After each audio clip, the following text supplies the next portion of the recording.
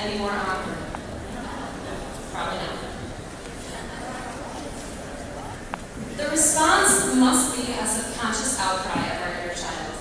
If anybody says, I love you, you love me, in a sing-song tone, the following verse of the timeless, haunting Barney theme erupts in your brain.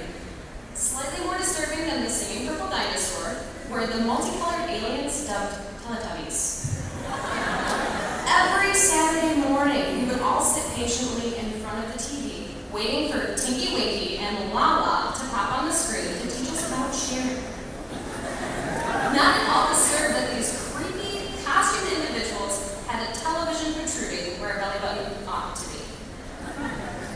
Back then, the trivia was unimportant, leaving imagination to transform the everyday into the extraordinary, and those days passed shortly after graduation part 1, kindergarten. From the half days, we transitioned into full weeks of school, attending the prestigious institutions of elementaries like Bauer, Hallward, and Park. Recess became the battlefields of dodgeball and the home of hopscotch, breaking up the toils of addition and subtraction that plagued us in the classroom. Elementary school was all about t-ball and little league, about field days and school carnivals.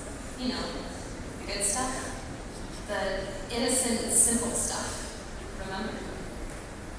By the time middle school rolled around, the multiple elementary schools had found common ground on the campuses of Riley and Baldwin. One of the requirements of being a student at Baldwin Street was to have a crush on Alex Rowe at least once in your 3 years.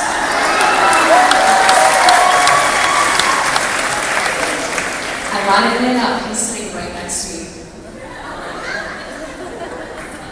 Some couples were official, seen walking down the hall together, never touching or making any sort of eye contact, but together, all the same. A special, romantic kind of awkward. Middle school was the toll booth into high school, and each of us paid a little differently. Friendships changed, classes got a little harder, and our bodies underwent extreme makeover, the puberty edition. Suddenly, the boys were rocking the Mexi stash, and our baby faces became populated by pimples. The cartoons of our childhood were replaced by the Harry Potter blockbusters and Mean Girls, and slowly, our cultural view began to shift. The Jonas Brothers and Miley Cyrus became our tween heartthrobs, and our dreams of living within a real high school musical began. Thanks to our television overdosage, our first day of the freshman campus reeked of terror. We all were expecting the high school teachers to be fanged monsters living in dark, dank classrooms. Soon we realized that these nightmarish figures were far-fetched fears. Except full ice. He's just kind of intimidating in whatever light you put him in. Most of the nervousness and anxieties of freshman year began dissipating as we moved into the main campus with the rest of the big kids. It was between those 4 years that we became the class of 2013. Together we played, fought, cried, laughed, won, lost, and grew as a class. We poured our hearts and souls into our passions, into our teams, into achieving titles and masterpieces that we never could have accomplished alone. We watched those intimidating upperclassmen graduate and observed the fresh meat that stampeded into our hallways from the middle schools. It seemed that time, it didn't exist. It didn't matter. We celebrated together homecomings and proms. We cried together as we lost those we loved. Family members and friends we weren't ready to let go.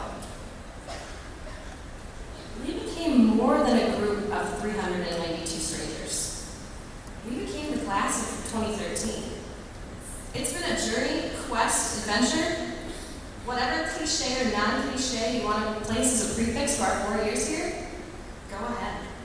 It doesn't change the fact that we will forever be Eagle alumni, sisters and brothers with a common love of a city on a hill.